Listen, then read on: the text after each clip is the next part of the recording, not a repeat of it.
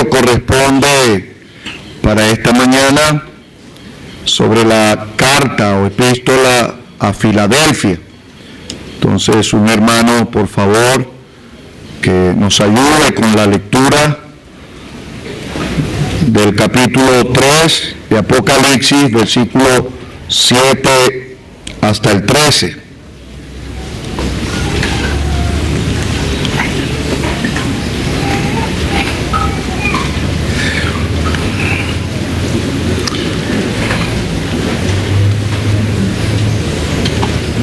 Con la ayuda del Señor. Capítulo 3 de Apocalipsis, versículo 7 en adelante. Escribe al ángel de la iglesia en Filadelfia: esto dice el santo, el verdadero, el que tiene la llave de David, el que abre y ninguno cierra, y cierra y ninguno abre. Yo conozco tus obras, y aquí he puesto delante de ti una puerta abierta, la cual nadie puede cerrar, porque aunque tienes poca fuerza, has guardado mi palabra, y no has negado mi nombre. He aquí yo entrego de la sinagoga de Satanás a los que se dicen ser judíos y no lo son, sino que mienten. Y aquí yo haré que vengan y se postren a tus pies, y reconozcan que yo te he amado. Por cuanto has guardado la palabra de mi paciencia, yo también te guardaré de la hora de la prueba que ha de venir sobre el mundo entero, para probar a los que moran sobre la tierra. He aquí, yo vengo pronto, retén lo que tienes, para que ninguno tome tu corona. Al que venciere, yo lo haré columna en el templo de mi Dios, y nunca más saldrá de allí, y escribiré sobre él el nombre de mi Dios, y el nombre de la ciudad de mi Dios, la nueva Jerusalén, la cual desciende del cielo de mi Dios, y mi nombre nuevo. El que tiene oído, oiga lo que el Espíritu dice a las iglesias. Que el Señor bendiga y prospere su palabra. Amén. Amén. Bueno, la asamblea en Filadelfia no se tiene mucho acerca de cómo fue formada. Algunos sugieren que quizás el tiempo que el apóstol Pablo duró en Éfeso, 3 años, quizás en ese tiempo se hicieron algunos movimientos en la evangelización, y desde aquel tiempo el Señor comenzó a obrar hasta que formó aquella iglesia. No hay, como decía, mucho indicio, solo algunas especulaciones. Pero aquí está, el Señor nos ha dejado que allí en Filadelfia había una asamblea. No quedaba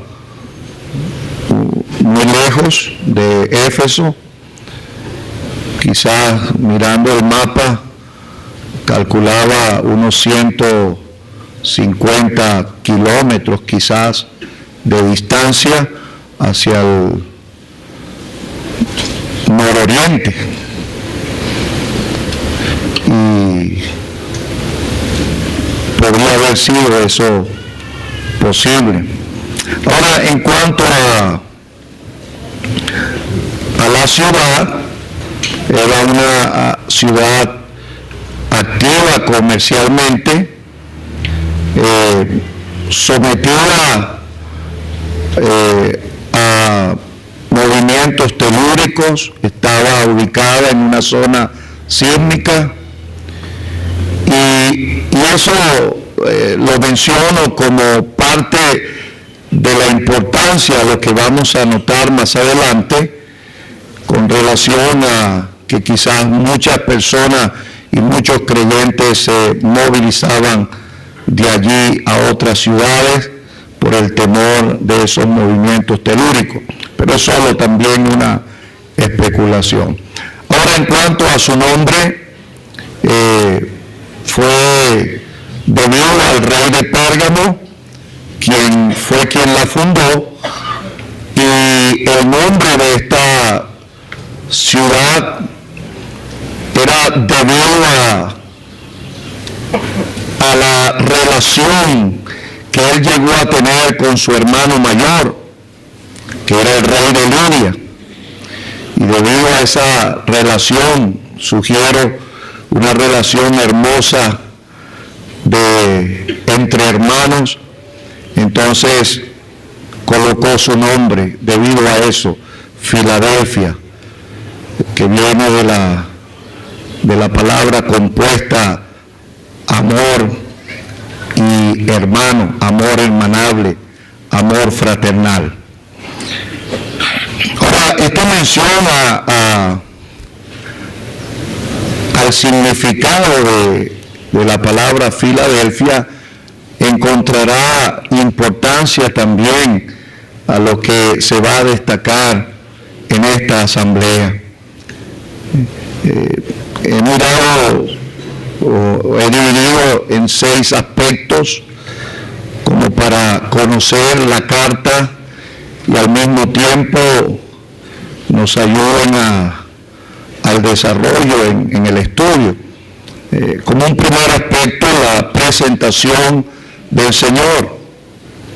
Es interesante mirar esa tripleta que hablan del carácter del Señor. Algunos han sugerido 2 relacionados a su aspecto divino y 1 relacionado a su aspecto humano. Sin embargo, creo que todo tiene un carácter divinal. Él se presenta como el santo, como el verdadero y como el que tiene la llave de David. Había en el trasfondo de esta iglesia una tremenda lucha con aquellos que decían ser judíos y no lo eran. En esta misma carta el Espíritu Santo nos deja el detalle que ellos estaban mintiendo. Entonces, la presentación del Señor a ellos era para seguir animando a esta asamblea a permanecer fiel en su carácter al Señor. Como el santo, entendemos que tiene que ver con una separación, vivir para Dios completamente. En cuanto a que Él es el verdadero en contraste al que estaba mintiendo, como aquellos que decían ser judíos y no lo eran, Él es genuino. Ahora ellos no iban a confrontar una verdad, ellos estaban confrontando a la verdad misma, era el Señor.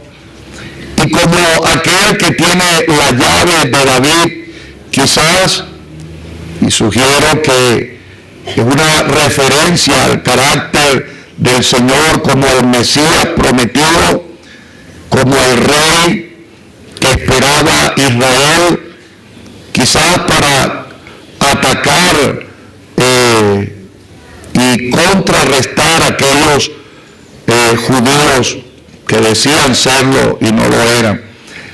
Pero además, creo, hermanos, sugiero que para hablarnos que esta asamblea estaba bajo el completo control y la autoridad del Señor, que no había nada en esta asamblea que pasara desapercibido del Señor en toda su autoridad y control.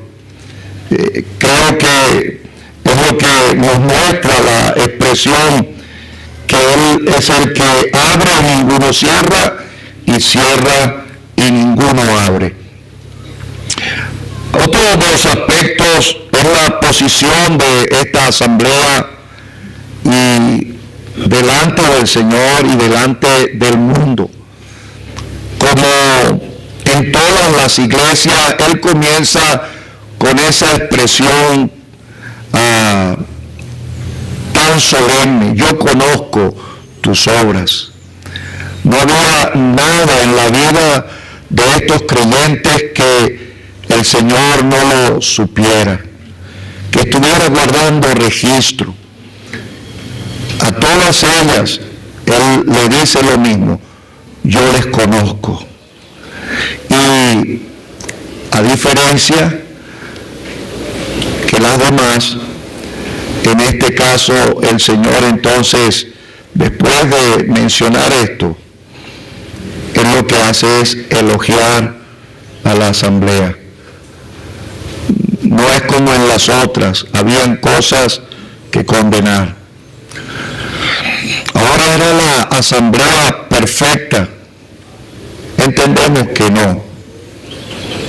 Sin embargo, hermanos, aquí hay cosas que será de mucha importancia poder tratarlo, quizás por vía de contraste.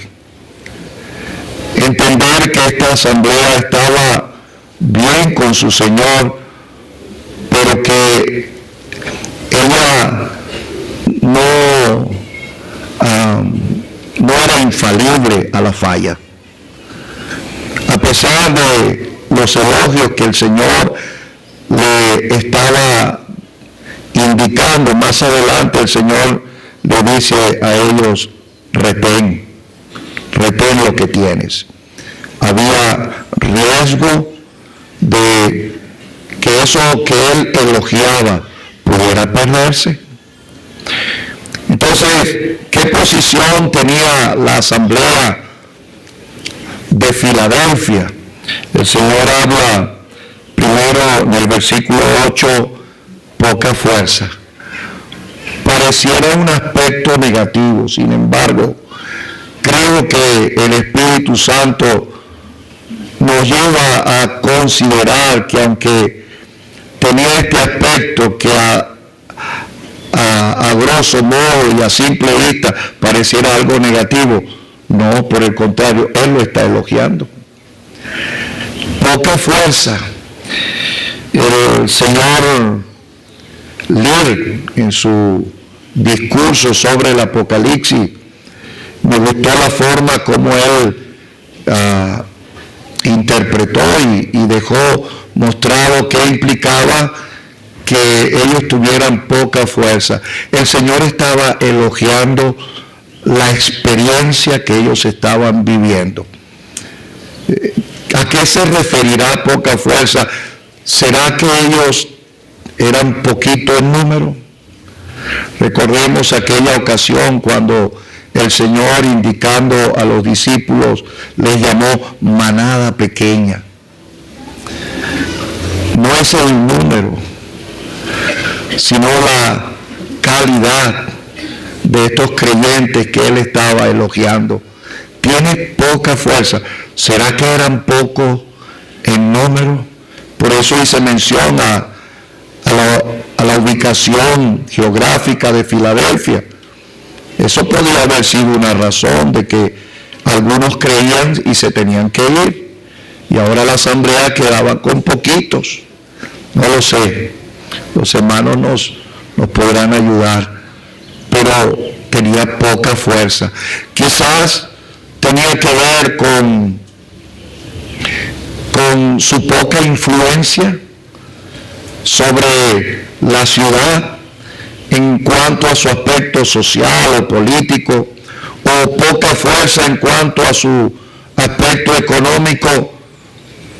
No lo sé, pero no se menciona nada en cuanto a cómo se mencionó en la iglesia de Esmirna, que eran ricos materialmente hablando, o mejor dicho, la Odisea. Entonces, pero tenían poca fuerza, estaban experimentando esa realidad.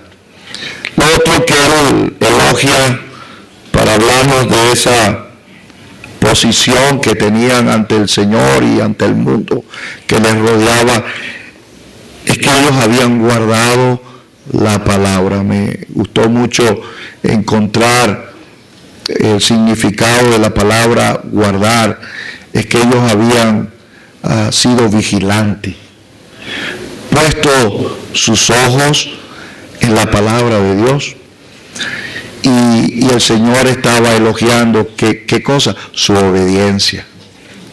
Otra de las cosas que Él menciona es que ellos no habían negado su nombre. Parece ser que habían sido atacados para que ellos se volvieran atrás. Pero ¿qué hicieron ellos? Ellos en todo momento, y la palabra que usa el señor Lear es reverenciaron el nombre del Señor. Entonces, ese es en cuanto a la posición. Como un tercer aspecto, notaba lo que hemos llamado la provisión del Señor para la asamblea. Era evidente que ellos no estaban sostenidos por sí mismos. El dueño de la asamblea, que era el Señor, les estaba sosteniendo, y creo que esta provisión lo enmarca con la expresión "he aquí". 4 veces el Espíritu Santo nos muestra esa expresión, y entiendo, hermanos, que era para mostrarnos que estaba ocurriendo algo extraordinario de parte del Señor, algo que nos sorprende. El Señor no se duerme, el Señor no descansa. Entre tanto, su iglesia está en este mundo tan hostil, donde abunda tentación, donde el enemigo, Satanás, que hay una mención aquí, está queriendo dañar, oponiéndose a todo lo que tiene que ver la santidad y la verdad de Dios.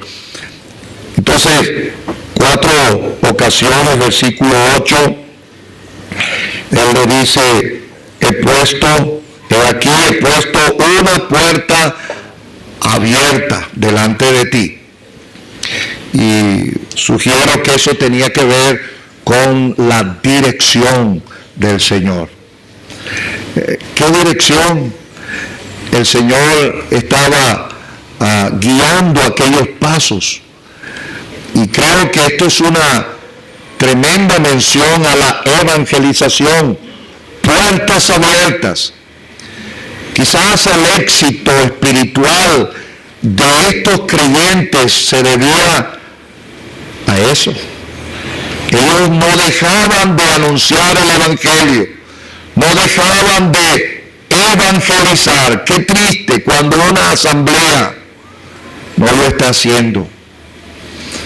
El Señor abría las puertas y ahí estaban unos creyentes diligentes en aprovechar los momentos. Luego, versículo 9 al 2, Él dice, he aquí yo entrego de la sinagoga de Satanás a los que dicen ser judíos y no lo son, sino que mienten. Y sugiero que eso tenía que ver con la actuación del Señor para preservarles. Todo aquello que podía obstaculizar, también de eso el Señor se encargaba. Luego, allí mismo en el versículo 9, otra vez, he aquí, yo haré que vengan y se postren a tus pies y reconozcan que yo te he amado. Bueno, los hermanos nos ayudarán, pero entiendo a otras, ¿cómo es que dice el Señor? Otras ovejas de otro redil, como eran los gentiles, nosotros, los que estamos fuera de Israel, del pueblo escogido por Dios. Es que la salvación viene de los judíos. Y luego, como otro aspecto de la provisión, es lo que hemos llamado la animación. Versículo 9, el Señor le dice, he aquí, yo vengo pronto. Ellos tendrían que entender, versículo 11, gracias. Ellos iban a entender que lo que estaban viviendo era un corto tiempo, que el Señor no tardaba en venir, que ellos se irían al cielo, y tras la venida del Señor, entonces sería el tribunal de Cristo. Son aspectos que en la discusión pudiéramos tratar también, pero esto era una palabra para animar a la asamblea allí en Filadelfia. Ahora, como un cuarto aspecto, el versículo 10, hemos llamado la promesa del Señor. Está hablando de algo que ellos estaban haciendo. Por cuanto has guardado la palabra de mi paciencia, yo también te guardaré de la hora de prueba. Había como algo, no sé cómo llamarle, pero pensando en alguna palabra, me venía la palabra como retruque. Algo que viene por consecuencia. Ellos guardaban la palabra, entonces por consiguiente la palabra le guardaba a ellos. Y hermano, quédese con eso ahorita. En la medida que guardemos la palabra, como a Filadelfia, la palabra entonces hará su efecto en guardarlos. Quizás la mención a la hora de la prueba. En Esmirna se habló de los días de la prueba, pero aquí está la hora de la prueba.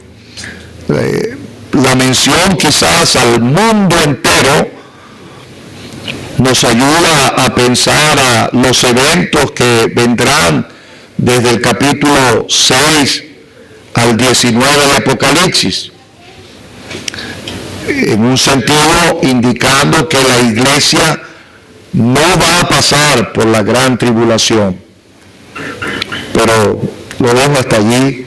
Es algo para mí profundo.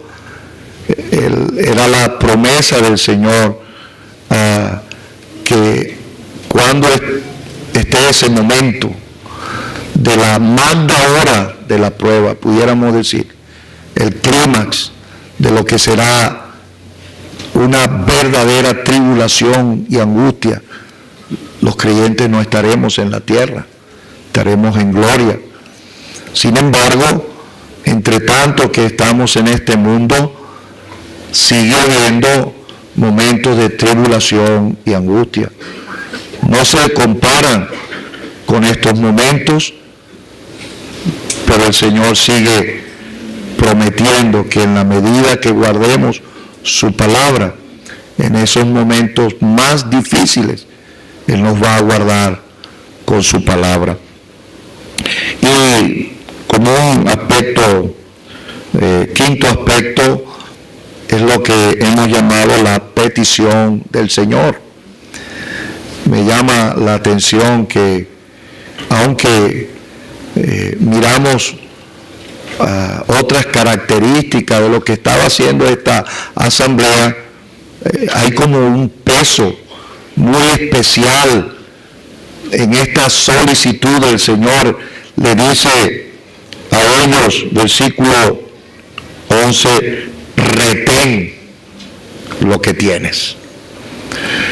Me pareció interesante entender que la palabra retén es usa fuerza.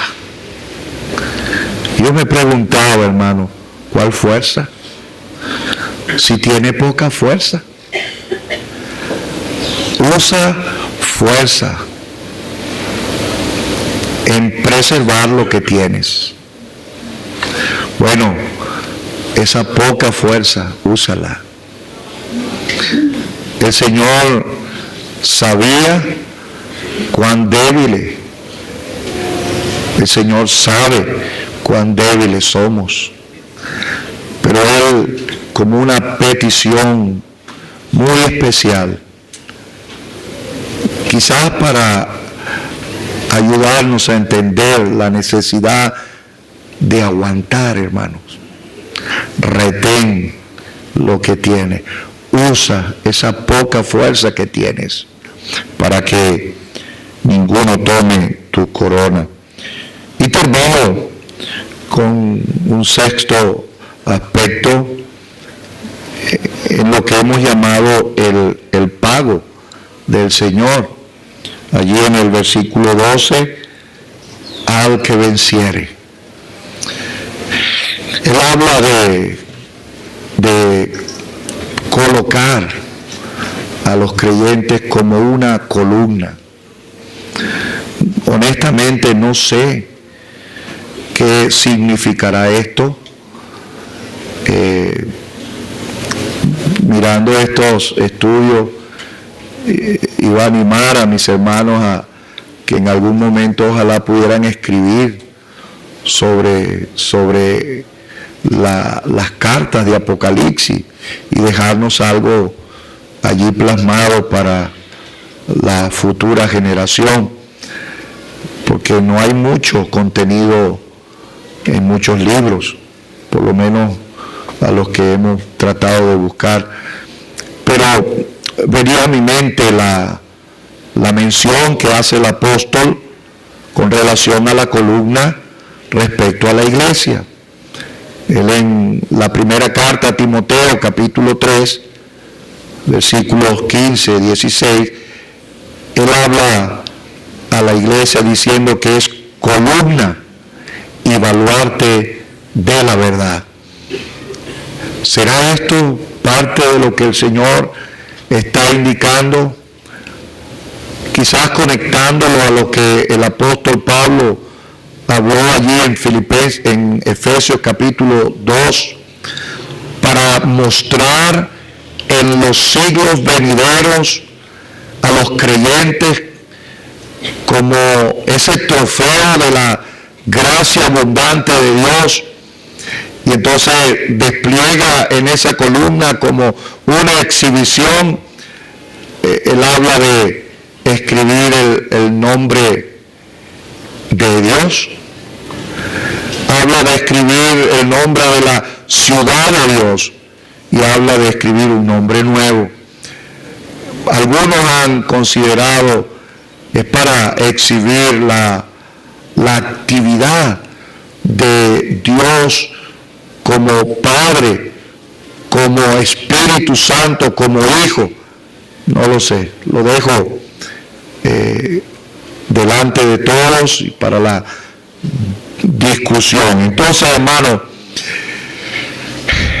en el trasfondo y lo que los hermanos proponían cuando estaban hablando de estos estudios era en dónde fallaron, qué cosas dejaron de hacer estas asambleas para caer en ese caos espiritual. Como decía, esta asamblea fue elogiada, no se le menciona nada negativo. Sin embargo, por vía de contraste, uno puede pensar, número uno, esa mención al nombre de Filadelfia, hermano, creo que es algo tan esencial y vital en una asamblea como lo es el amor fraternal. Si eso se pierde, vamos a caer en una crisis espiritual. Perder la comunión el uno con el otro significa perder la comunión con el Señor.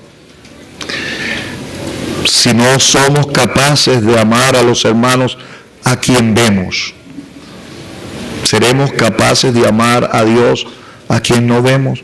El apóstol Juan nos alerta sobre eso. Otra cosa es puertas abiertas. El carácter de una asamblea evangelizando, el carácter misionero. ¿Dónde está en la asamblea este aspecto tan vital? No tener clase bíblica, no predicar el evangelio, eso ventila una muerte espiritual.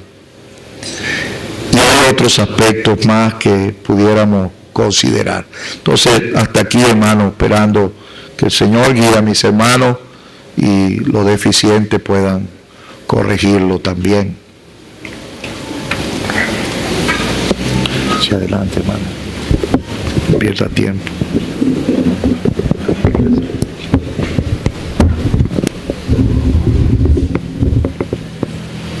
Bueno, yo creo que es bueno que lleguemos al grano y destaquemos pues el aprecio que el Señor sentía por esta asamblea. Yo te he amado. Y ese aprecio dependía de la obediencia, habían guardado su palabra. Es grandísima aquí en esta mañana. Esto no es lo normal para la mayoría de nosotros. La mayoría aquí venimos de asambleas pequeñas, un grupito, y uno pasa por las calles y ve una inmensa muchedumbre reunida en una gran campaña de alguno de estos grupos. Y uno a veces siente, ¿qué estamos haciendo nosotros? Somos tan poquitos. Estamos equivocados. ¿No será que esta gente con tantas personas y actividad, no será que ellos tienen la razón? Pero esta carta nos anima. El Señor nos hace ver lo que Él verdaderamente aprecia. Que guardemos su palabra. El Señor dijo en el aposento alto, Juan 14, el que me ama, mi palabra le guardará. Y más adelante dice, mi Padre le amará y vendremos a Él y haremos morada con Él. Dice, yo le amaré. El amor del Señor, evidentemente, era una asamblea despreciada. Porque el Señor dice que algún día ellos van a tener que venir y reconocer. No era una asamblea que sufría el menosprecio de otros, que profesaban ser lo que no eran. Y el Señor dice, un día ellos van a tener que reconocer que yo te he amado. Entonces, hermanos, es una animación para nosotros. Cuando parece que somos una minoría. Estaba comentando, hermano Nehemías, anoche, que parece que mientras más apegado a la palabra es una asamblea, a veces es más pequeña. Y cuando uno va a otros países es lo mismo. Uno casi no consigue, en algunas partes, pues en algunos países, una asamblea apegado a la palabra, guardando fielmente la palabra de Dios. Y si lo consigue, un puñadito de personas. Tengo un hermano en Francia y son 4 o 5 en la asamblea nada más. Él y su esposa, su suegro y su suegra y tal vez una hermana más. Qué difícil es mantener testimonio en esas condiciones, cuando alrededor hay grupos grandes, pero no están guardando la palabra. El Señor va a recompensar, Él dice, retén lo que tienes. Hay una corona, vale la pena, aún en este tiempo, vale la pena ser fiel a la palabra, ser obediente. No negar el nombre del Señor, hacerlo todo en su nombre. Eso es lo que significa congregarse en el nombre del Señor.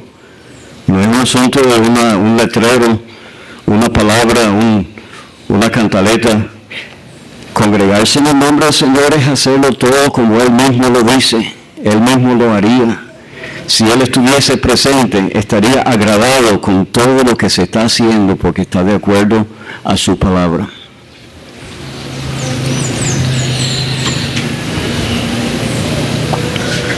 Me ha llamado la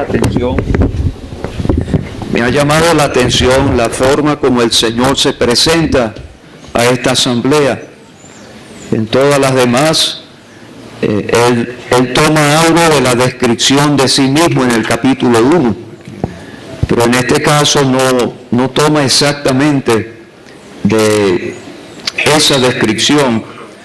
Sin embargo, ¿no será que las tres cosas que menciono, o las cuatro, tienen un orden moral? Esto dice el santo. Ese es el carácter del Señor que está en medio de los 7 candeleros de oro. Él se mueve entre las asambleas. Pero este es el carácter del que está en medio de cada asamblea. Él es el santo. Y un testimonio al nombre del Señor que no conserva la santidad de Dios en esa asamblea pierde su carácter divino y pierde el poder de Dios en su testimonio. Entonces Él se presenta como el santo. Y quizás esta sea una de las claves porque el Señor no censura esta asamblea, porque ellos tenían gran aprecio por la santidad de Dios. Entonces, el Señor nos ayude, hermanos, en cada asamblea a apreciar la santidad de Dios. Eso nos obliga a ser santos en lo personal. Pero luego dice el verdadero.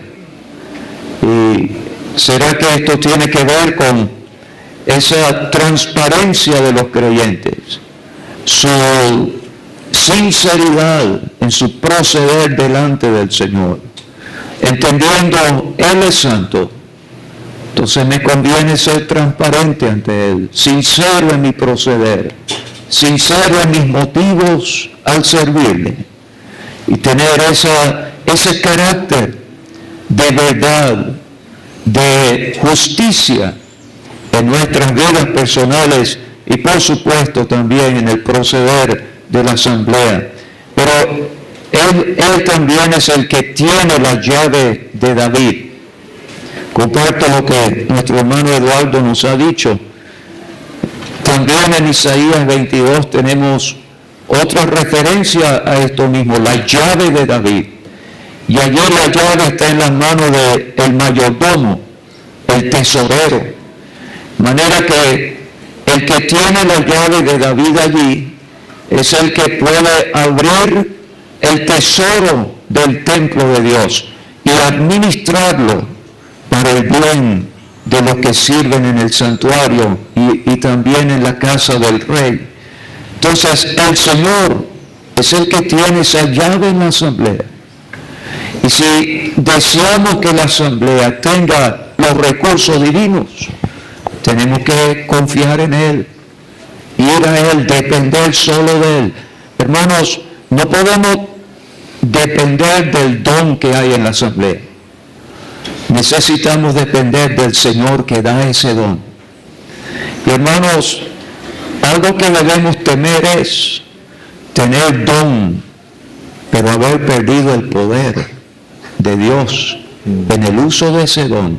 Ese don lo da el Señor, pero el poder lo da este mayordomo, el mismo Señor que usa la llave de David para sacar de sus tesoros el poder necesario para usar el don para el provecho de la asamblea.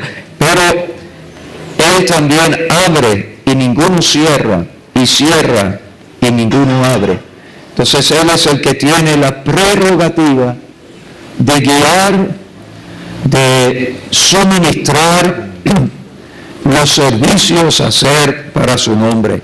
Él abre, Él cierra. Esto para mí es solemne, hermano, porque aquí Él está diciendo, si Él abre, ninguno cierra. Qué solemne es si en una asamblea creyentes desean cerrar lo que el Señor ha abierto, o desean abrir lo que Él mantiene cerrado. Eso puede aplicarse de muchas maneras, ¿verdad? ¿Queremos forzar algo? ¿Queremos forzar una oportunidad que el Señor no ha abierto? ¿Queremos hacer algo, pero no es el tiempo del Señor? Se puede aplicar de tantas formas, ¿verdad? ¿Queremos tomar una decisión que Él no apruebe en su palabra? Abrir lo que Él ha cerrado. ¿Queremos cerrar lo que Él ha abierto? El Señor está mostrando su voluntad con relación a algo, pero no queremos hacerlo. Entonces creo que hay un orden moral. Cuando en la asamblea se aprecia la santidad de Dios, entonces vamos a, como resultado, tener esa transparencia ante el verdadero, pero eso nos va a hacer respetar su soberana posición en la asamblea. Él es el que tiene la llave, y eso nos va a hacer apreciar las direcciones que Él va dando. Cuando Él abre, ninguno cierra. Cuando Él cierra, ninguno abre.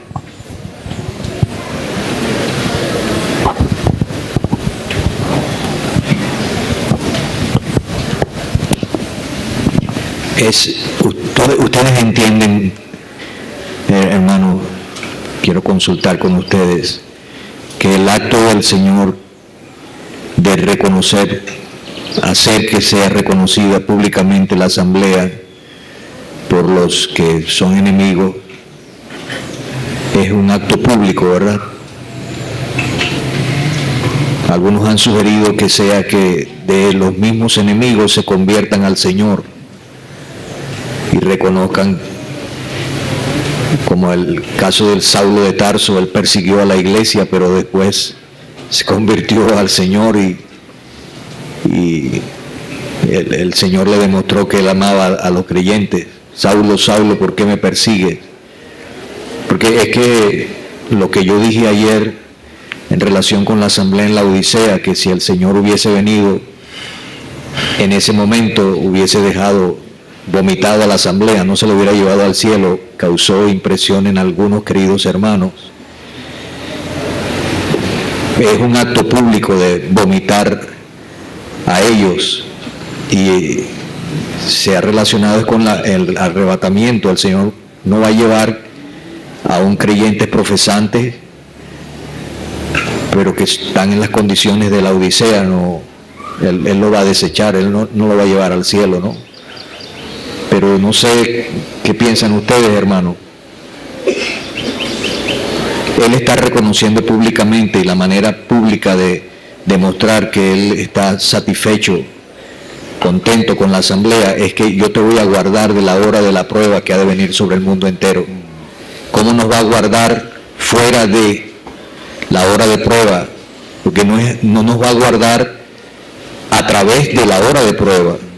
Nosotros no vamos a pasar por la gran tribulación, por los juicios apocalípticos, pues, que están en este libro señalados. Él públicamente nos va a llevar al cielo, lo que es todo lo contrario. Veo que es todo lo contrario en su mensaje a la Odisea, a la asamblea en la Odisea. Yo te vomitaré de mi boca. Es un acto que estaba a punto de ser efectuado. ¿Qué dicen ustedes? Por favor. Samuel, ¿qué tiene que ver con protestantes sin salvación, hermano? Porque tenemos porciones donde nos dice claramente que el Señor conoce los que son suyos, y también que nadie los ha arrebatado de sus manos. Pero hay, lamentándolo mucho, hermano, esto no sucede con la iglesia en su totalidad, o la iglesia universal. Eso no sucede con la iglesia local, hermano. Personas que están con nosotros, que profesan ser de Cristo, pero no gozan de la salvación. Ayúdenme en eso, hermano. Como yo escuché, cito a don Delfín, porque fue el primero en mi vida, siendo un muchachito, que él lo dijo. Él me dijo una vez: mire, Samuelito, en el cielo vamos a tener sorpresa, 3 sorpresas. Yo nunca había escuchado eso, entonces yo me quedé callado para ver qué iba a decir. Vamos a encontrar personas allí que no esperábamos encontrarlo. Y no vamos a encontrar a personas que esperábamos que estuvieran allí. ¿Y cuál es la tercera? Que yo voy a estar allí, le dije. Correcto, que vamos a estar allí también. Va a ser la prueba. Pero él era uno que decía, si el Señor viniera ahorita, muchas sillas, bancos van a quedar vacíos, pero hay otros que van a quedar ocupados. Solemne, ¿no? Por supuesto, eso no significa que una persona que ha sido salvada, que está en las manos del buen pastor o del gran pastor de las ovejas, pueda perder su salvación.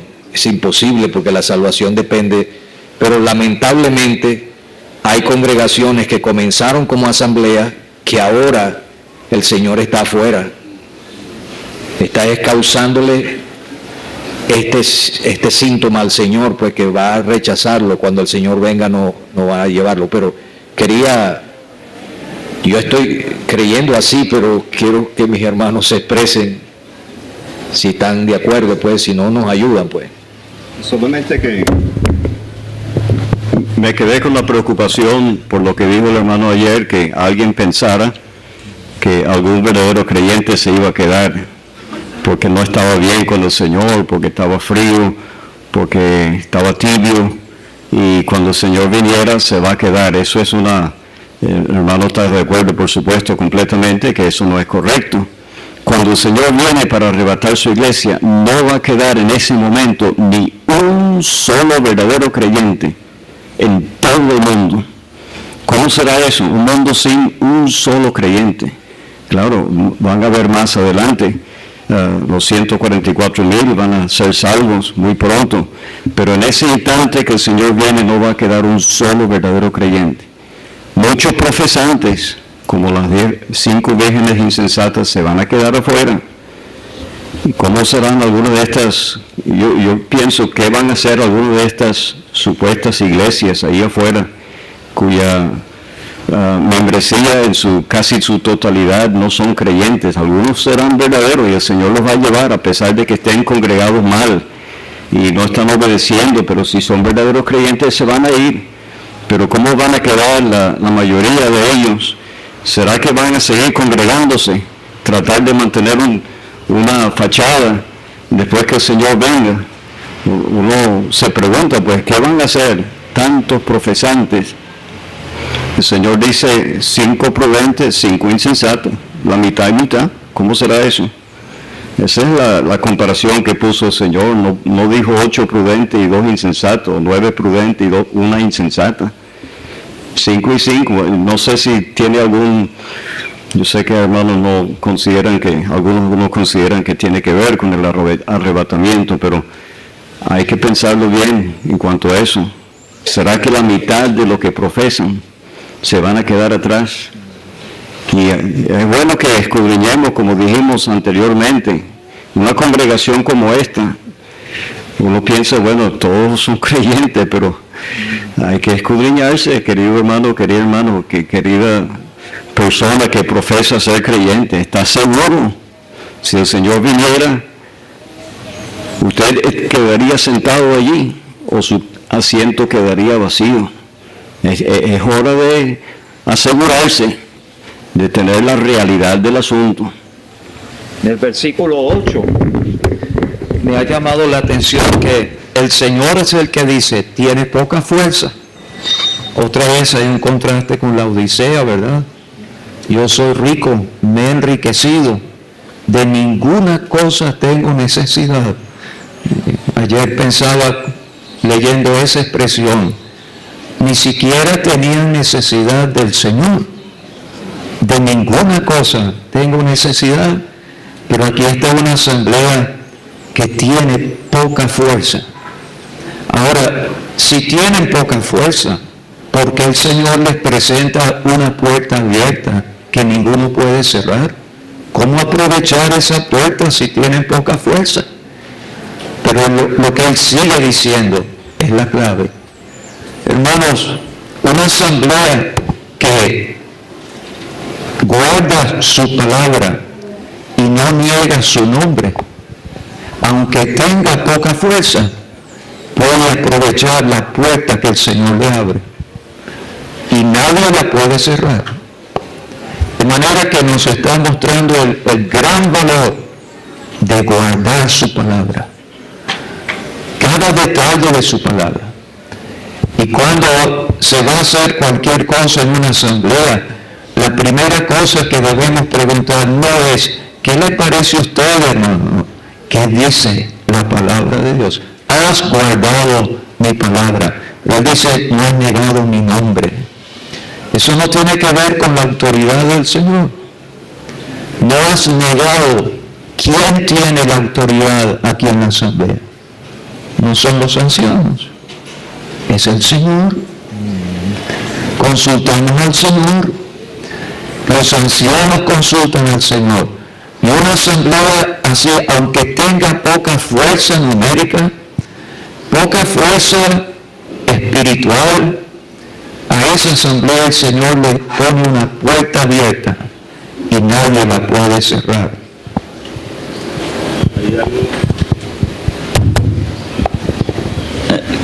De mucho interés para mí considerar la ubicación de esta ciudad. Algunos dicen que la manera como estaban ubicadas esas ciudades como la forma de reloj, pues. De modo que esta iglesia, o Filadelfia, estaba entre Sardis y la Odisea, pero estaba más o menos como la distancia de aquí al Palito, pues, como 45 kilómetros aproximadamente. Y era una asamblea modelo, pues. Sabía lo que era santidad y sabía lo que era verdad. Y el Señor se presenta como el santo. Eso, ¿qué va a saber alguien de santo si no vive en santidad? ¿Qué va a saber alguien de verdad si anda en la mentira? Pues no sabe nada de eso, pero él se identifica con esas dos palabras, aquí el santo y aquí el verdadero. La otra cosa que me llama la atención es lo que están considerando de aquí que estos que no eran, tenían nombre de judíos, como la iglesia de Sardis tenía el nombre de que vive, pero estaba muerto. O sea, estaba compuesta por inconversos, la mayoría eran inconversos, pues, no eran, era una asamblea de dicho pero no de hecho. Pero uno nota que en el Antiguo Testamento y relacionado con judíos, que cuando Dios quiso exaltar a alguien que fueron maltratados por judíos, Él permitió que aquellos se postraran ante el que Él quería engrandecer. Por lo menos en el caso de José, vinieron sus hermanos y se postraron delante de Él. Yo haré que se postren. En el caso de Mardoqueo, tuvo que Amán postrarse delante de Mardoqueo, delante del verdadero. Entonces, eso quiere decir que el creyente, una asamblea, no tiene que estar pensando si lo están humillando, si se están burlando, si lo que están diciendo otros. Va a llegar un momento cuando Dios va a poner en alto a aquel a quien Él realmente ama, a aquel que realmente ha ganado, porque hay un precio muy elevado que el Señor ha pagado y entonces el creyente debe responder a eso. El verdadero creyente, él sirve por amor, él no está sirviendo para ser engrandecido, para que lo vean, él está sirviendo porque ama a su Señor, como el caso, ayer creo que alguien mencionó el esclavo voluntario. Yo me quedo porque amo a mi esposa, amo a mis hijos y amo a mi Señor, por eso se queda. Pero entonces la otra forma que algunos han sugerido, y a mí me ha resultado interesante y lo he tratado de hacer, es que se puede estudiar estas 7 iglesias en forma paralela con los 7 misterios que encontramos en el Evangelio de Mateo, capítulo 13. Y si es así, esta correspondería a la perla de gran precio. El mercado vende todo lo que tiene y compra una perla. Entonces, eso es demasiado valioso. Lo que significa una iglesia que guarda la palabra, que está dispuesta a sufrir por el testimonio del Evangelio, no importa si aquella que está cerca o la que está más allá no lo hace, que el modelo no sea convencional o cómo es que se está usando, no es la globalización, que es lo que se está pretendiendo hacer. Por lo menos uno se fija que en muchos países del mundo, y no sé, aquí Asia, toda esta parte que fue tomada por quienes tienen el control, son los árabes, pues, no son ellos quienes tienen el control sobre estas ciudades.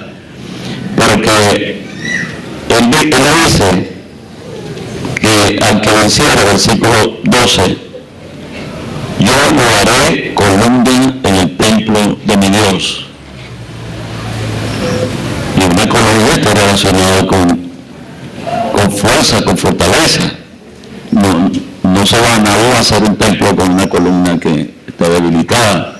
O sea, eso quiere decir que había resistido la prueba, se podía usar como una columna.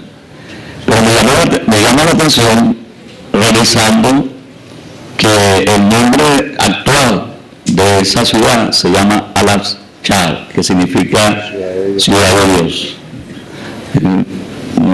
Me parecía la casualidad, pues que allí estaba una iglesia que significa amor fraternal, y que actualmente el nombre de la ciudad, que en el idioma árabe, no sé, Al-Aqsa, algo así, significa casa de Dios. Pero lo otro que se ha dicho es que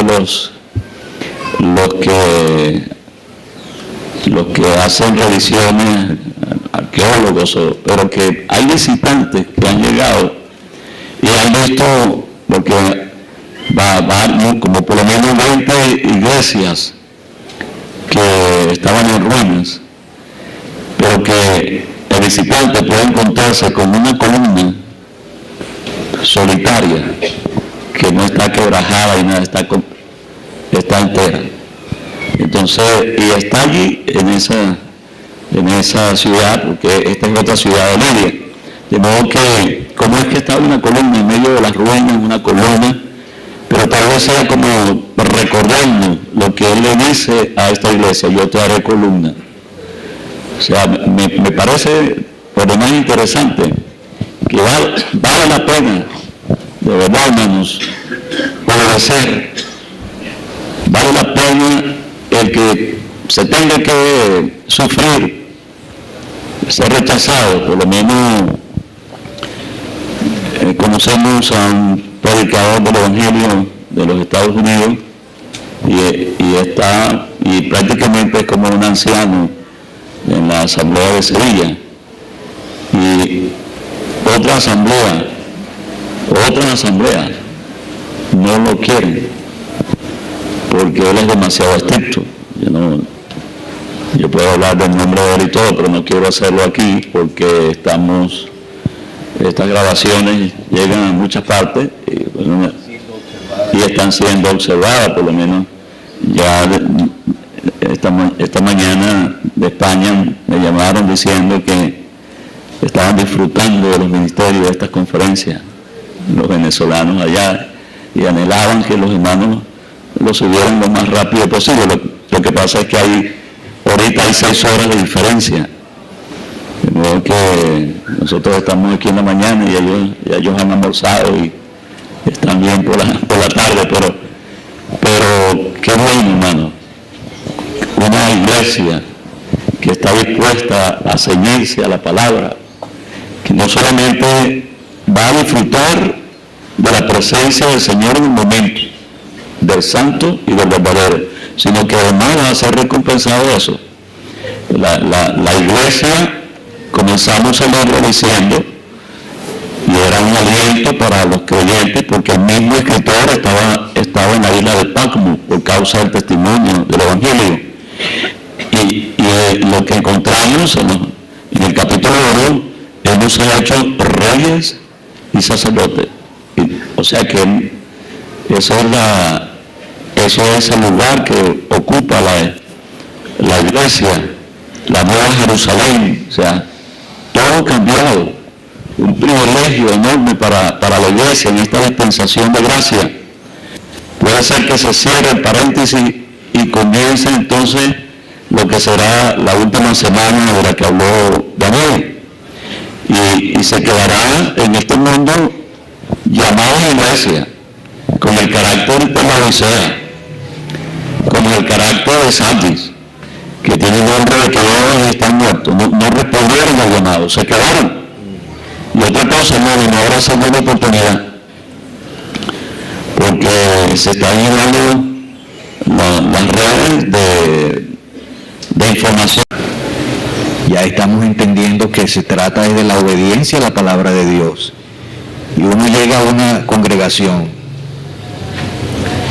hay señales visibles de que esa asamblea o esa congregación esté guardando o no.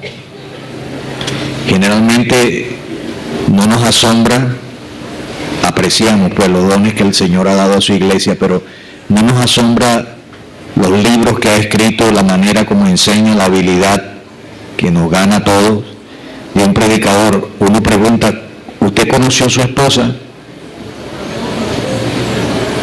¿Usted se acuerda que yo le pregunté por la esposa de uno, no? Ah, sí. Tenía el pelo mocho y un pantalón de talla. Yo no sé mucho de eso, pues yo soy pobre. Y un poco del libro que ha escrito. Perdónenme hacer estas referencias tan directas. No están guardando la palabra. No están guardando la palabra. El tesoro de esta asamblea era el mismo Señor. Tenían poca fuerza. Se habían mantenido fuera del campamento. Por eso no has negado mi nombre. No aceptaban asociarse con nada. Están fuera. Pero están fuera congregados a quién, a Él, llevando su vituperio. Entonces las promesas al vencedor tienen que ver directamente con la situación de la asamblea. Ellos tenían poca fuerza, yo haré que sea columna. Y están afuera, congregándose a Él, atraídos por Él y separados a Él de toda dominación. Pero Él dice, que coloquen en el templo de Meneos y nunca saldrán. ¿Qué le parece? Ellos están guardando el nombre del Señor en lealtad a Él, en sujeción a Él. Y hermanos, el Señor guarde las asambleas en Venezuela. Estamos sufriendo bastante porque muchas veces cometemos errores y tenemos excesos, celos sin ciencia, pero estamos sufriendo. Hay hermanos que llegan a otras partes del mundo y de congregaciones que se llaman asambleas, que son asambleas y las respetamos. Están diciendo, tiene que sacarte el chip de Venezuela. Y algunos venezolanos están en eso, que están en el extranjero. Y entonces, bueno, ¿qué vamos a hacer? Pero no se trata, aquí no se hace como en Venezuela. Ojalá que en Venezuela sigan haciendo, procuremos seguir haciendo como dice la palabra. No se trata de que Venezuela es, gracias a Dios por los hombres y las mujeres que vinieron primero y le dieron, y Dios usó para darle carácter a la obra del Señor en Venezuela, pero no podemos jactarnos, porque la palabra, la Odisea, significa el pueblo, el derecho del pueblo, o el pueblo que es derecho. Es una degeneración de lo que representa Filadelfia. Filadelfia es seguida por la Odisea. Es una asamblea que comenzó asamblea y llega al punto de estar satisfecha de sí mismo. Nosotros somos la gente correcta. Nosotros somos los que nos congregamos en el nombre del Señor. Nosotros somos, y llegamos sin darnos cuenta al punto que el Señor le provoca es ganas de vomitar. Entonces, el Señor nos ayuda pues para encontrar en Él lo que Él es. Él es el tesoro de la asamblea. Si Él aprecia la asamblea tanto, nosotros debemos saber cómo cantamos muchas veces, tesoro incomparable. Allá en mi tesoro. ¿Cuál es el tesoro solo? Yo sé que su esposa usted la ama, ¿no? Pero por encima de nuestras amadas esposas está el Señor. Él es el tesoro de la asamblea, hermano. Y aun cuando tengamos poca fuerza, aprovechemos por las citas a puerta abierta en el Nuevo Testamento. Entendemos que es predicar el Evangelio, la oportunidad que el Señor abre. Y el Señor en Venezuela, ojalá que lo mantenga la puerta abierta, que la siga manteniendo, pues es nuestra oración. El Señor abrió una puerta para el Evangelio en Venezuela, hermano. Debemos aprovecharlo, pues. No puedes llegar a donde están los hermanos más lejos predicando el Evangelio, pero puedes orar por ellos y combatir junto con ellos en la oración. Y también, como decía un siervo del Señor en el Canadá, el billete más grande es el que tenía la cara de la reina Isabel, que era el billete de $20,000 canadienses, y él estaba en una conferencia y él estaba diciendo, eso es nada pedir para mí, pero para un concierto yo me puedo volver hasta un mendigo. Entonces citó varios hermanos, conocen a fulano de tal que está por allí al lejos metido en nieve continua, permanente. Conoce a fulano de tal, envíale una fotografía de la reina. Se viene el billete más grande de la moneda canadiense. Bueno, así sentimos al pueblo de Dios juntos, ayudándonos, colaborando con la verdad, como dice tercera epístola de Juan. Pero gracias al Señor, hermano, ojalá que cuando el Señor venga encuentre todas las asambleas en Venezuela como la asamblea en Filadelfia. Y Él sí públicamente se las va a llevar, va a reconocer que Él nos ha amado, públicamente. Así que vale la pena. Estaba pensando, hermanos, que creo que no es por demás el orden cuando el Señor elogia a la iglesia, que lo primero que Él señala es que tienen poca fuerza. Y eso va a tumbar todo aspecto de soberbia y altivez que pudiera haber en nuestros corazones. Porque antes de elogiar su obediencia, Él le dice, tienes poca fuerza. ¿A dónde voy, hermano? A mí me es un peso considerar muchas veces como si fuéramos los mejores. No lo somos. Hemos venido en decadencia. Uno lee la historia, 100 años de testimonio, pero el testimonio ha venido de mal en peor. Porque realmente pudiéramos decir, se ha guardado la palabra. Bueno, gracias al Señor por esa gracia, porque no ha sido por nosotros. Usted hasta hoy ha sido guardado y yo he sido guardado por la gracia del Señor, o como expresó Santiago, porque el Señor es muy misericordioso y compasivo conmigo, con usted, con la asamblea. Pero esto es para humillarnos, hermanos. Tenemos poca fuerza, no hay mucha.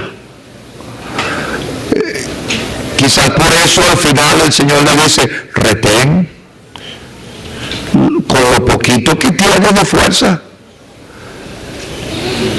No recuerdo la iglesia que el Señor le dice, retén lo que está para morir. Fue Sardis, ¿verdad? Es decir, que ellos ya estaban casi listos para destruir el testimonio. Y entonces el Señor le dice, mira, estás a punto de morir. Yo no veo aquí que lo que el Señor está mencionando nos puede hacernos ver grandes. Has guardado tu palabra, que grandes somos. No, hermano, nos humilla.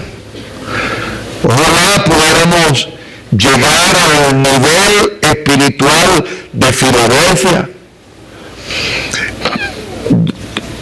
Mi hermano, acá él hacía un énfasis a la presentación del Señor y el carácter.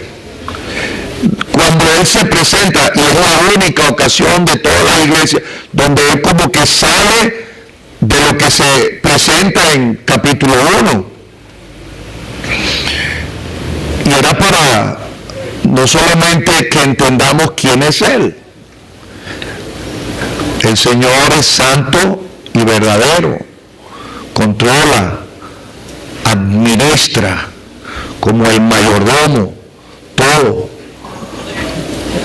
Pero es que al mismo tiempo es para que entendamos que Él quiere ver reflejado ese carácter de Él en nosotros, como asamblea, el carácter santo.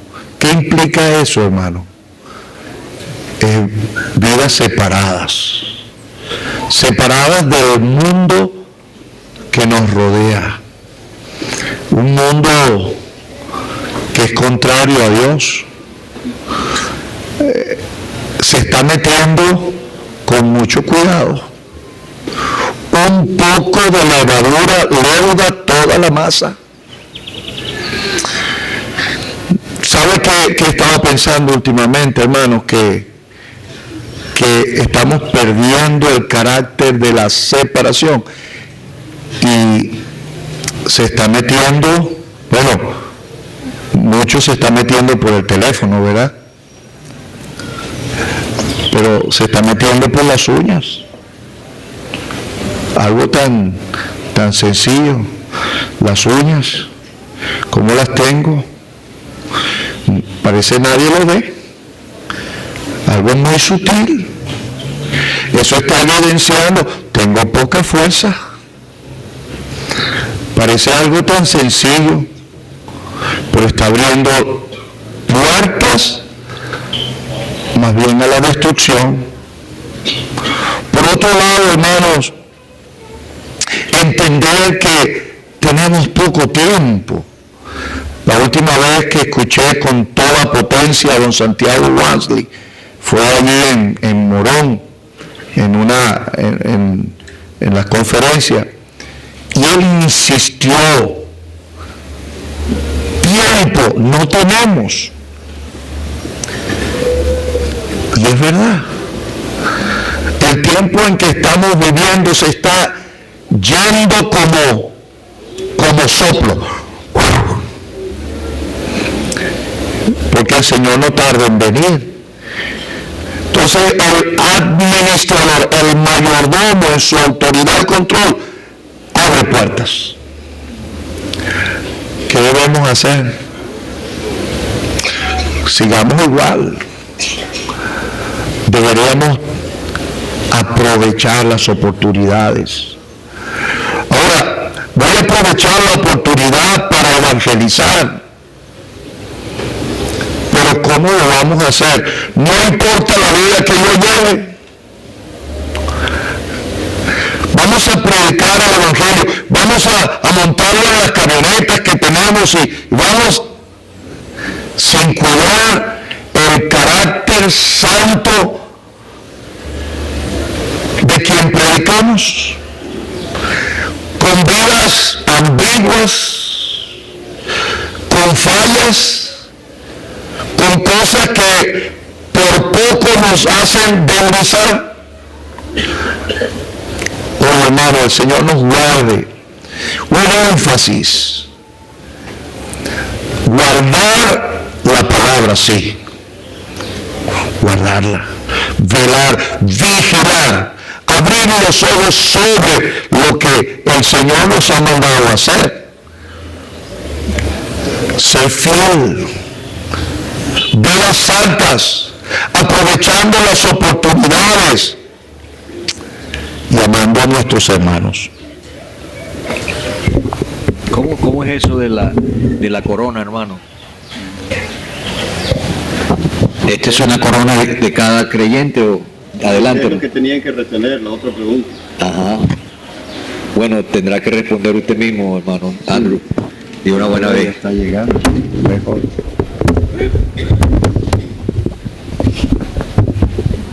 No, yo iba a hacer la pregunta más bien, porque...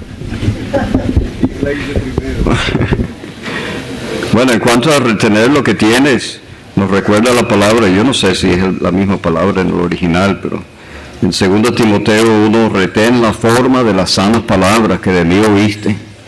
La doctrina era un buen depósito. El apóstol lo había recibido y lo había pasado a la próxima generación intacta. Y nos toca a nosotros ahora guardar ese buen depósito, no soltar nada. Hay comparaciones con las 7 iglesias y Hechos capítulo 27, ¿verdad? El viaje del apóstol Pablo. Y una de las cosas que hicieron en un momento de ese viaje era echar el trigo al mar. El trigo, figura de la palabra de Dios. Lo echaron al mar. El Señor nos guarde de eso. Vamos a retener lo que tenemos, la doctrina. Poder presentar al Señor otra vez ese depósito intacto, que no se ha perdido absolutamente nada.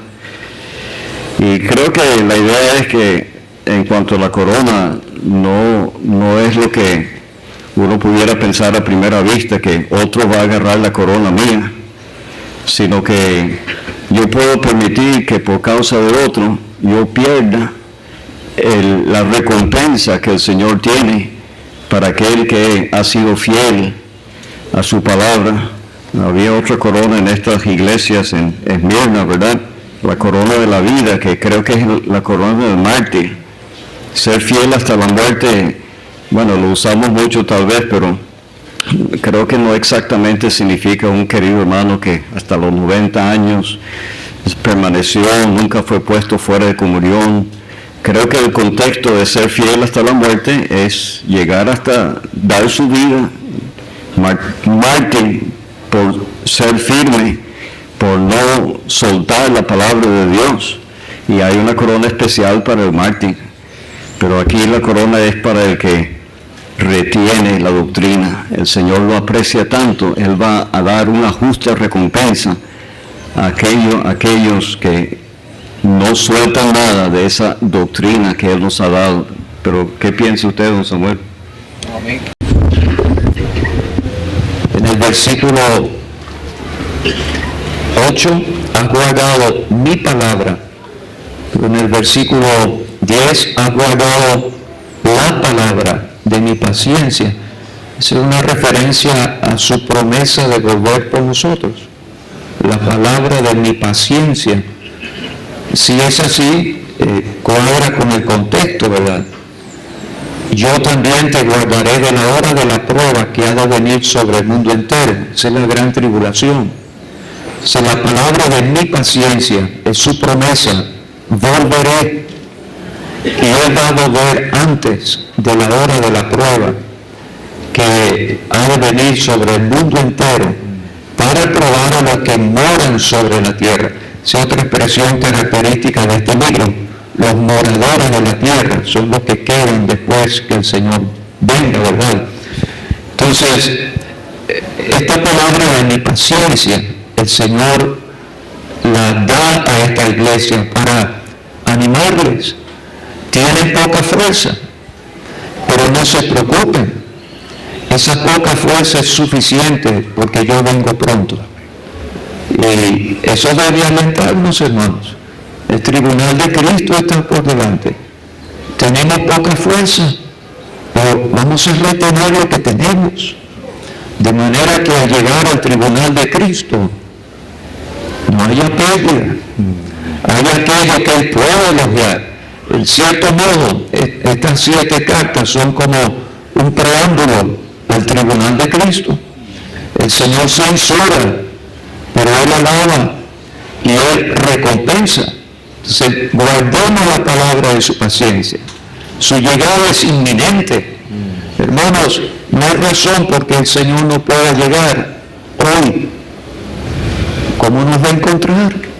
Vamos a retener lo que tenemos. ¿Qué es lo que tenemos? Lo que Él nos ha dado.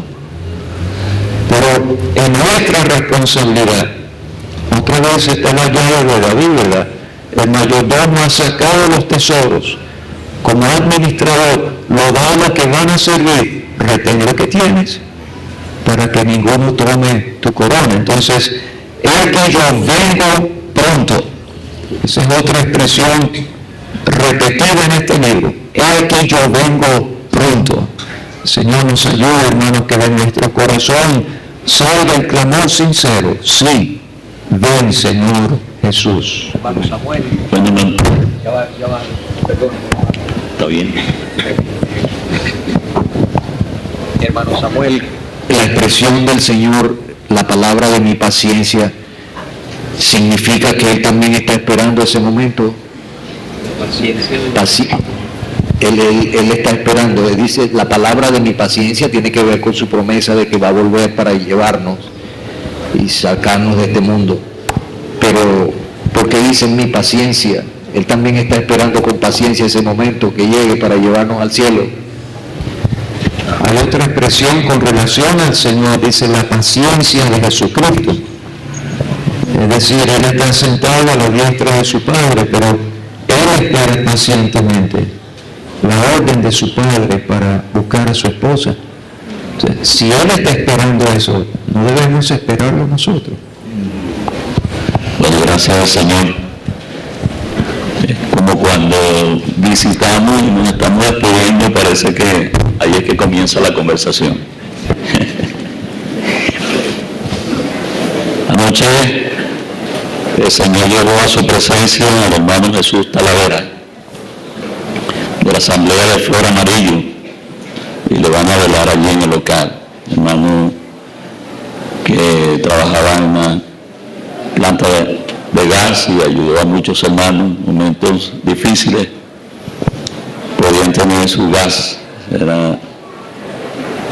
Se identificó como un hermano muy amable con los hermanos, muy ayudador, pero ya está en la presencia del Señor. De modo que oremos por su familia para que sean consolados. Jesús Talavera. El próximo culto será a las 10 de la mañana y tendremos ministerio hasta las 12:30. Esperamos que nuestros hermanos, siervos del Señor, que aún no han tomado parte, puedan sentir la libertad para hacerlo, y también los que han tomado, pero que los que no lo han hecho puedan sentir la libertad de hacerlo. Ya los elementos están listos. Entonces, una estrofa y la oración dando gracias por el buen estudio, y entonces esperamos que los hermanos nos indiquen cuando paramos, y la próxima reunión, repito, a las 10 de la mañana.